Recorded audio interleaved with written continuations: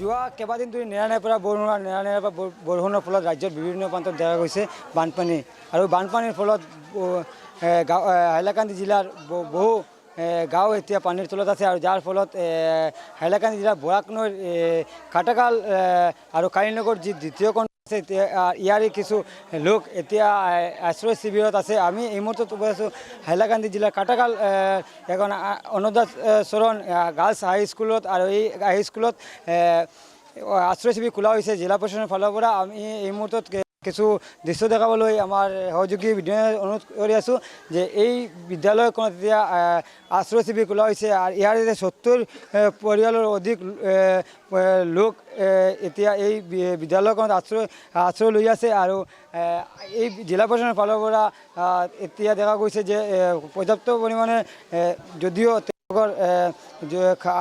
সাৰ যোগান ধৰা হৈছে, খাদ্য যোগান ধৰা হৈছে, কিন্তু গবাদি পশু আৰু কণ কণ শিশুসকলৰ বাবে কিন্তু এতিয়ালৈকে খাদ্য বিতৰণ নকৰাৰ এটা অভিযোগ উঠিছে। আমাৰ লগত ইয়াৰ কিছু স্থানীয় লোক আছে, তেওঁৰ পৰা কিছু কথা জানিবলৈ চেষ্টা কৰিম আৰু কি ক'ব তেওঁলোকে।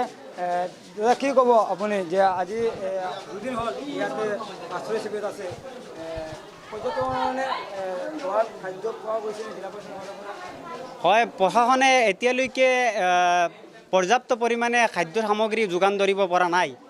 কাৰণ আমাৰ ইয়াত আহি দেখি পাইছোঁ যে এই যে গবাদি পশু এতিয়ালৈকে গবাদি পশু কোনো এটা খাদ্য সামগ্ৰী যোগান ধৰা নাই।